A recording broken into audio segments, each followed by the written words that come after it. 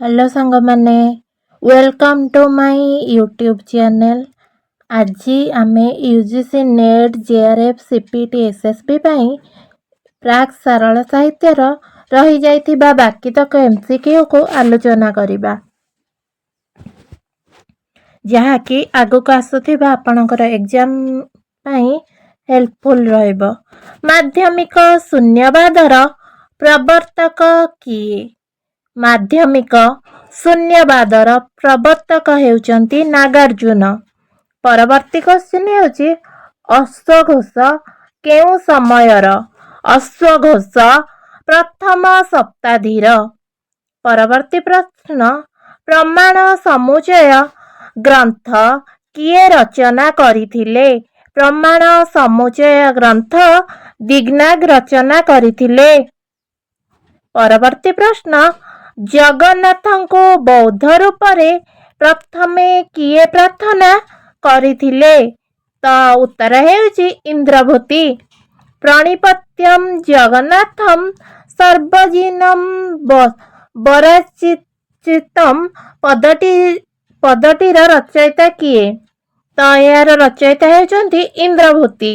परवर्ती प्रश्न नालंदा विश्वविद्यालय रे कुलपति थिबा दिग्नाग ओडिशार केउ स्थानरे साधनारत थिले?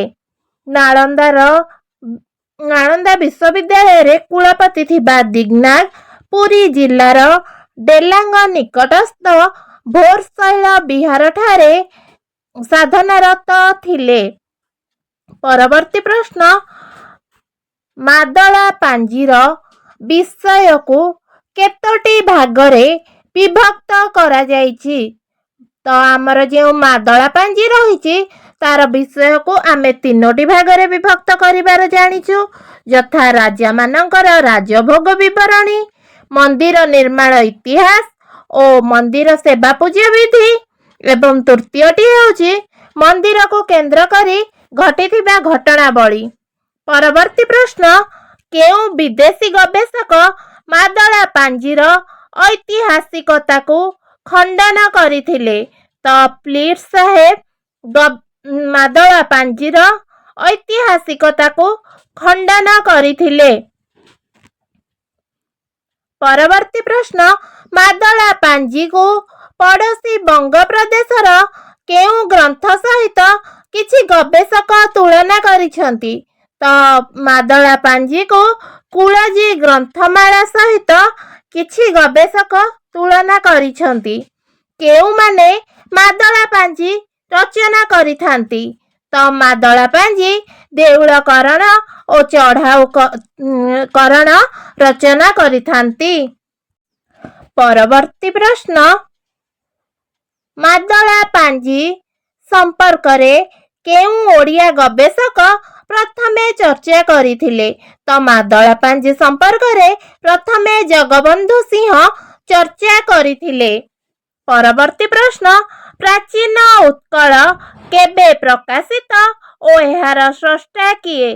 प्राचीन उत्कल 1929 मसीह प्रकाशित एवं एहार प्रकाशक हेउचंती जगबंधु सिंह। यह मुकुर प्रतीकारे प्रकाशित होइथिला। परवर्ती प्रश्न मादला पांजीर विषय वस्तु को केबे साहित्यिक स्वीकृति मिलिथिला? 1932 मसीह मादला पांजीर विषय वस्तु को स्वीकृति मिलिथिला। परवर्ती प्रश्न किए प्रथमे मादला पांजीर कियदंश संकलन करिथिले? तो आर्तवल्लभ महांती मादला पांजीर कियदंश संकलन करिथिले। परवर्ती प्रश्न ऐतिहासिक हरेकृष्ण महताब मादला पांजीर लेखा केबे आरंभ होइतिला बोली कहिसंती? तो हरेकृष्ण महताबଙ୍କ मतरे मादला पांजीर लेखा रामचंद्र देवଙ୍କ समयरू आरंभ होइतिला। परवर्ती प्रश्न किंवदंती अनुଯାयी मादला पांजी केउ राजांका समय रे आरंभ होइतिला?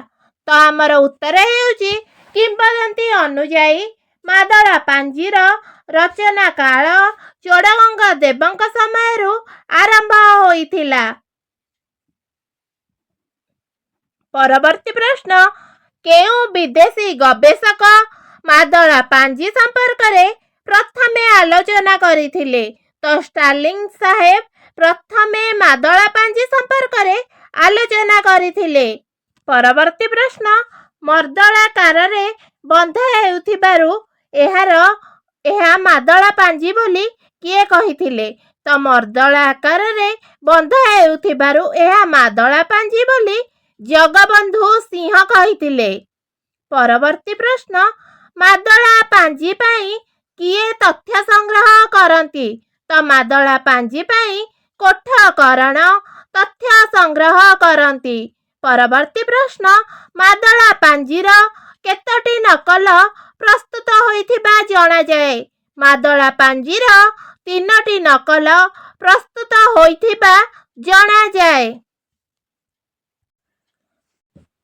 ପରବର୍ତ୍ତୀ ପ୍ରଶ୍ନ, ଜଗନ୍ନାଥ ମନ୍ଦିରର ଦୈନନ୍ଦିନ ନୀତି କେଉଁ ବିଭାଗରେ ଲିପିବଦ୍ଧ ହେଉଥିଲା?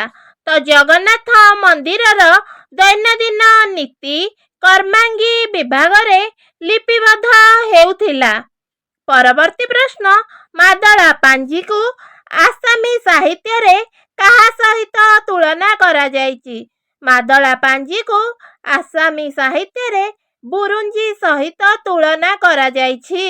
ପରବର୍ତ୍ତୀ ପ୍ରଶ୍ନ, ରୁଦ୍ର ସୁଧାନିଧିର ଲେଖକ କିଏ? ରୁଦ୍ର ସୁଧାନିଧିର ଲେଖକ ହେଉଛନ୍ତି ନାରାୟଣ ନନ୍ଦ ଅବଧୂତ ସ୍ୱାମୀ।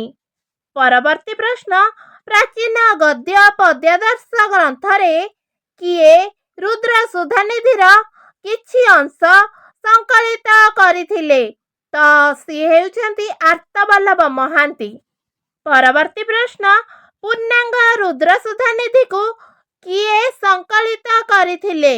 ପୂର୍ଣ୍ଣାଙ୍ଗ ରୁଦ୍ର ସୁଧାନିଧିକୁ କରୁଣାକର କର 1965 ମସିହାରେ ସଂକଳିତ କରିଥିଲେ। ପରବର୍ତ୍ତୀ ପ୍ରଶ୍ନ, ରୁଦ୍ର ସୁଧାନିଧି ଗ୍ରନ୍ଥର ନାୟକ କିଏ? ରୁଦ୍ର ସୁଧାନିଧି ଗ୍ରନ୍ଥର ନାୟକ ହେଉଛନ୍ତି ଅଭିନବ ଚୈତନ୍ୟ। ପରବର୍ତ୍ତୀ ପ୍ରଶ୍ନ, ରୁଦ୍ର ସୁଧାନିଧିର ଖଳ ଚରିତ୍ର କିଏ? ରୁଦ୍ର ସୁଧାନିଧିର ଖଳ ଚରିତ୍ର ଯୋଗୀ କାମାନନ୍ଦ। ପରବର୍ତ୍ତୀ ପ୍ରଶ୍ନ, ରୁଦ୍ର ସୁଧାନିଧିରେ କେଉଁ ଧର୍ମର କଥା କୁହାଯାଇଛି? ରୁଦ୍ର ସୁଧାନିଧିରେ ଶୈବ ଧର୍ମର କଥା କୁହାଯାଇଛି। ପରବର୍ତ୍ତୀ ପ୍ରଶ୍ନ, ରୁଦ୍ର ସୁଧାନିଧି ଗ୍ରନ୍ଥର ରଚନା ନିୟମ କ'ଣ? ତ ରୁଦ୍ର ସୁଧାନିଧି ଗ୍ରନ୍ଥର ରଚନା ନିୟମ ହେଉଛି 50 ବର୍ଣ୍ଣଭେଦ। ପରବର୍ତ୍ତୀ ପ୍ରଶ୍ନ, ସହସ୍ର ସହସ୍ର ଚନ୍ଦ୍ର, ସହସ୍ର ସହସ୍ର ସୂର୍ଯ୍ୟ, ସହସ୍ର ସହସ୍ର ବିଜୁଳି, ସହସ୍ର ସହସ୍ର ଅଗ୍ନି, ସହସ୍ର ସହସ୍ର ମାଣିକର ଜ୍ୟୋତି, ଏହା କେଉଁ ଗ୍ରନ୍ଥରେ ବର୍ଣ୍ଣିତ? ତ ଉତ୍ତର ହେଉଛି ରୁଦ୍ର ସୁଧାନିଧି। ପରବର୍ତ୍ତୀ ପ୍ରଶ୍ନ, ରୁଦ୍ର ସୁଧାନିଧିର ଲେଖାକୁ କିଏ ପ୍ରଥମେ ପଦ୍ୟାତ୍ମକ ଗଦ୍ୟ ବୋଲି କହିଥିଲେ? ଉତ୍ତର ହେଉଛି କରୁଣାକର କର। ପରବର୍ତ୍ତୀ ପ୍ରଶ୍ନ, ରୁଦ୍ର ସୁଧାନିଧିରେ ଲିଙ୍ଗରାଜଙ୍କୁ କ'ଣ ବୋଲି ସମ୍ବୋଧନ କରାଯାଇଛି? ତ ରୁଦ୍ର ସୁଧାନିଧିରେ ଲିଙ୍ଗରାଜଙ୍କୁ ଭୁବନେଶ୍ୱର ବୋଲି ସମ୍ବୋଧନ କରାଯାଇଛି। ପରବର୍ତ୍ତୀ ପ୍ରଶ୍ନ, ରୁଦ୍ର ସୁଧାନିଧି କେଉଁ ଶ୍ରେଣୀର ଗଦ୍ୟ ରଚନା? ରୁଦ୍ର ସୁଧାନିଧି ବୃତ୍ତଗନ୍ଧି ଶୈଳୀର ଗଦ୍ୟ ରଚନା। ପରବର୍ତ୍ତୀ ପ୍ରଶ୍ନ, କେତେ ପ୍ରକାରର ଗଦ୍ୟ ରଚନା ଶୈଳୀ ରହିଛି? ତ 4 ପ୍ରକାରର ଗଦ୍ୟ ରଚନା ଶୈଳୀ ରହିଛି, ଯଥା ମୁକ୍ତକ, ବୃତ୍ତଗନ୍ଧି, ଉତ୍କଳିକା ଏବଂ ଚୂର୍ଣ୍ଣକ। ପରବର୍ତ୍ତୀ ପ୍ରଶ୍ନ, କିଏ ପ୍ରଥମେ ସୋମନାଥ ବ୍ରତ କଥାର କିୟଦଂଶ ଲୋକଲୋଚନକୁ ଆଣିଥିଲେ? ତ ଆର୍ତ୍ତବଲ୍ଲଭ ମହାନ୍ତି ପ୍ରଥମେ ସୋମନାଥ ବ୍ରତ କଥାକୁ ଲୋକଲୋଚନକୁ ଆଣିଥିଲେ। ପରବର୍ତ୍ତୀ ପ୍ରଶ୍ନ, ସମ୍ପୂର୍ଣ୍ଣ ସୋମନାଥ ବ୍ରତ କଥାକୁ କିଏ ସମ୍ପାଦନା କରିଥିଲେ? ସମ୍ପୂର୍ଣ୍ଣ ସୋମନାଥ ବ୍ରତ କଥାକୁ ଜାନକୀ ବଲ୍ଲଭ ମହାନ୍ତି 1968ରେ ସମ୍ପାଦନା କରିଥିଲେ। ପରବର୍ତ୍ତୀ ପ୍ରଶ୍ନ, ସୋମନାଥ ବ୍ରତ କଥା କେଉଁ ଧର୍ମକୁ ପ୍ରାଧାନ୍ୟ ଦେଇଛି? ସୋମନାଥ ବ୍ରତ କଥା ଶୈବ ଧର୍ମକୁ ପ୍ରାଧାନ୍ୟ ଦେଇଛି। ପରବର୍ତ୍ତୀ ପ୍ରଶ୍ନ, ପ୍ରସ୍ତାବ ଚିନ୍ତାମଣିର ଲେଖକ କିଏ? ପ୍ରସ୍ତାବ ଚିନ୍ତାମଣିର ଲେଖକ ହେଉଛନ୍ତି ନୀଳାମ୍ବର ବିଦ୍ୟାଧର। ପ୍ରସ୍ତାବ ଚିନ୍ତାମଣିର ପ୍ରଥମ ସମ୍ପାଦନା କିଏ କରିଥିଲେ? ପ୍ରସ୍ତାବ ଚିନ୍ତାମଣିର ପ୍ରଥମ ସମ୍ପାଦନା କରିଥିଲେ ସତ୍ୟନାରାୟଣ ରାଜଗୁରୁ 1967 ମସିହାରେ। ପରବର୍ତ୍ତୀ ପ୍ରଶ୍ନ, ଚାଚେରୀ ଲୀଳାର ଲେଖକ କିଏ? ଚାଚେରୀ ଲୀଳାର ଲେଖକ ହେଉଛନ୍ତି ଶରଣ ଦାସ। ଚାଚେରୀ ଲୀଳାର ରଚନା ଶୈଳୀ କ'ଣ? ଚାଚେରୀ ଲୀଳାର ରଚନା ଶୈଳୀ ହେଉଛି ଗଦ୍ୟ ପଦ୍ୟ ମିଶ୍ରିତ ରଚନା। ପରବର୍ତ୍ତୀ ପ୍ରଶ୍ନ, ଚାଚେରୀ ଲୀଳାର ପ୍ରଥମ ସମ୍ପାଦନା କିଏ କରିଥିଲେ? ଚାଚେରୀ ଲୀଳାର ପ୍ରଥମ ସମ୍ପାଦନା ଆଶୁତୋଷ ପଟ୍ଟନାୟକ କରିଥିଲେ 1975 ମସିହାରେ। ପରବର୍ତ୍ତୀ ପ୍ରଶ୍ନ, ଯେନେକ ବକ ନହଲଇ ନୀର ତେନେକ ମନ ପବନ ଥୀର କେଉଁ ଗ୍ରନ୍ଥରୁ ଆସିଛି? ତ ଏହା ଶିଶୁ ବେଦରୁ ଆସିଅଛି। ପରବର୍ତ୍ତୀ ପ୍ରଶ୍ନ, ଶିଶୁ ବେଦରେ କେଉଁ ଧର୍ମର କଥା କୁହାଯାଇଛି? ଶିଶୁ ବେଦରେ ନାଥ ଧର୍ମର କଥା କୁହାଯାଇଛି। ପରବର୍ତ୍ତୀ ପ୍ରଶ୍ନ, ନାଥ ଧର୍ମ କେଉଁ ସାଧନା ଉପରେ ପ୍ରତିଷ୍ଠିତ? ନାଥ ଧର୍ମ ହଠ ଯୋଗ ଓ କାୟା ସାଧନା ଉପରେ ପ୍ରତିଷ୍ଠିତ। ପରବର୍ତ୍ତୀ ପ୍ରଶ୍ନ, ଯୋଗକୁ ପ୍ରାଧାନ୍ୟ ଦେଇଥିବା ନାଥ ଧର୍ମର ପ୍ରଥମ ଗ୍ରନ୍ଥ କ'ଣ? ଯୋଗକୁ ପ୍ରାଧାନ୍ୟ ଦେଇଥିବା ନାଥ ଧର୍ମର ପ୍ରଥମ ଗ୍ରନ୍ଥ ହେଉଛି ଶିଶୁ ବେଦ। ପରବର୍ତ୍ତୀ ପ୍ରଶ୍ନ, ଶିଶୁ ବେଦ ରଚନା କାଳ କେବେ ବୋଲି ମନେ କରାଯାଏ? ଶିଶୁ ବେଦ ତ୍ରୟୋଦଶ ଶତାବ୍ଦୀରେ ରଚିତ ହୋଇଥିଲା। ପରବର୍ତ୍ତୀ ପ୍ରଶ୍ନ, ଶିଶୁ ବେଦରେ କେତୋଟି ଶ୍ଲୋକ ରହିଛି? ଶିଶୁ ବେଦରେ 25ଟି ଶ୍ଲୋକ ରହିଛି। ପରବର୍ତ୍ତୀ ପ୍ରଶ୍ନ, ଦୋଳ ଗୋବିନ୍ଦ ଶାସ୍ତ୍ରୀଙ୍କ ମତରେ ଶିଶୁ ଶବ୍ଦ କେଉଁଠୁ ଆସିଛି? ତ ଦୋଳ ଗୋବିନ୍ଦ ଶାସ୍ତ୍ରୀଙ୍କ ମତରେ ଶିଶୁ ଶବ୍ଦ ସୁଷୁମ୍ନା ଶବ୍ଦରୁ ଆସିଅଛି। ପରବର୍ତ୍ତୀ ପ୍ରଶ୍ନ, ଶିଶୁ ବେଦ କେଉଁ ନାଥ ଯୋଗୀଙ୍କ ନାମରେ ପ୍ରଚଳିତ? ଶିଶୁ ବେଦ ଗୋରେଖନାଥଙ୍କ ନାମରେ ପ୍ରଚଳିତ। ପରବର୍ତ୍ତୀ ପ୍ରଶ୍ନ, କଳସା ଚଉତିଶାର ସ୍ରଷ୍ଟା କିଏ? ତ କଳସା ଚଉତିଶାର ସ୍ରଷ୍ଟା ହେଉଛନ୍ତି ବତ୍ସା ଦାସ। ପରବର୍ତ୍ତୀ ପ୍ରଶ୍ନ, କଳସା ଚଉତିଶା ଲୋକଲୋଚନକୁ ପ୍ରଥମେ କିଏ ଆଣିଥିଲେ? କଳସା ଚଉତିଶା ଲୋକଲୋଚନକୁ ପ୍ରଥମେ ବିଚ୍ଛନ୍ଦ ଚରଣ ପଟ୍ଟନାୟକ ଆଣିଥିଲେ। ପରବର୍ତ୍ତୀ ପ୍ରଶ୍ନ, ଓଡ଼ିଆ ସାହିତ୍ୟର ପ୍ରଥମ ଚଉତିଶା କ'ଣ? ଓଡ଼ିଆ ସାହିତ୍ୟର ପ୍ରଥମ ଚଉତିଶା ହେଉଛି କଳସା ଚଉତିଶା। ପରବର୍ତ୍ତୀ ପ୍ରଶ୍ନ, ନାଥ ସାହିତ୍ୟ ଓ ନାଥ ସମ୍ପ୍ରଦାୟ ପୁସ୍ତକର ଲେଖକ କିଏ? ନାଥ ସାହିତ୍ୟ ଓ ନାଥ ସମ୍ପ୍ରଦାୟ ପୁସ୍ତକର ଲେଖକ ହେଉଛନ୍ତି ବଂଶୀଧର ମହାନ୍ତି। ପରବର୍ତ୍ତୀ ପ୍ରଶ୍ନ, ଭଜୁକିନା ରାମ ନାମରେ ଗୋବିନ୍ଦ ଭଜୁକିନା ରାମ ନାମ ଗୀତଟି କେଉଁମାନେ ବୋଲିଥାନ୍ତି? ତ ଭଜୁକିନା ରାମ ନାମରେ ଗୋବିନ୍ଦ ଭଜୁକିନା ରାମ ନାମ ଏହି ଗୀତଟି ନାଥ ଯୋଗୀମାନେ ଯେଉଁ ଆସନ୍ତି ଭିକ୍ଷା ଗ୍ରହଣ ସମୟରେ ବୋଲିଥାନ୍ତି। ପରବର୍ତ୍ତୀ ପ୍ରଶ୍ନ, ରୁଦ୍ର ସୁଧାନିଧି ଗ୍ରନ୍ଥରେ ଅଭିନବ ଚୈତନ୍ୟ କେତୋଟି ବର୍ଣ୍ଣରେ ଶିବସ୍ତୁତି କରିଛନ୍ତି? ରୁଦ୍ର ସୁଧାନିଧି ଗ୍ରନ୍ଥରେ ଅଭିନବ ଚୈତନ୍ୟ 50ଟି ବର୍ଣ୍ଣରେ ଶିବସ୍ତୁତି କରିଛନ୍ତି। ପରବର୍ତ୍ତୀ ପ୍ରଶ୍ନ ଝୁଲି ହୋଇ ଝିଙ୍କି ହୋଇ ପଡୁଛି ଢୁଳାଇ ଝିଅ କି ନାତୁଣୀ ପ୍ରାୟ ଦିଶିବୁ ଗୋ ତୁହି। ଏହା କେଉଁ ଗ୍ରନ୍ଥର ଅଂଶବିଶେଷ? ଏହା ହେଉଛି କଳସା ଚଉତିଶାର ଅଂଶବିଶେଷ। ପରବର୍ତ୍ତୀ ପ୍ରଶ୍ନ କଳସା ଚଉତିଶା କେଉଁ ଧର୍ମ ଆଧାରିତ ରଚନା?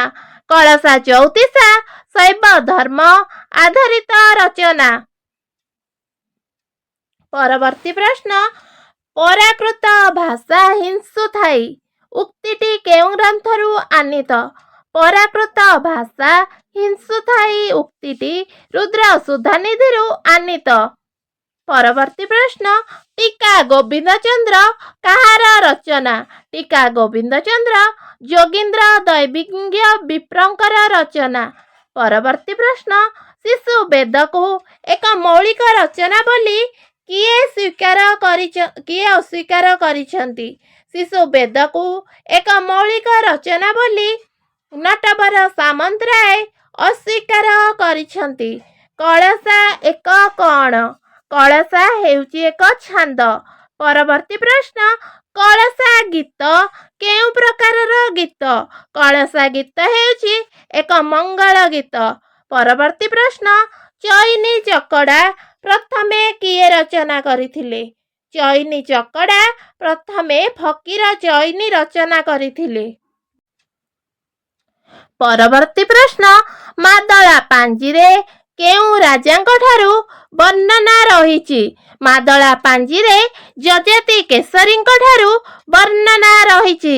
ମତ୍ସ୍ୟେନ୍ଦ୍ରନାଥ ଓ ଗୋରେଖନାଥଙ୍କ କଥୋପକଥନ ଭଙ୍ଗୀରେ କେଉଁ ନାଥ ଗ୍ରନ୍ଥ ରଚିତ?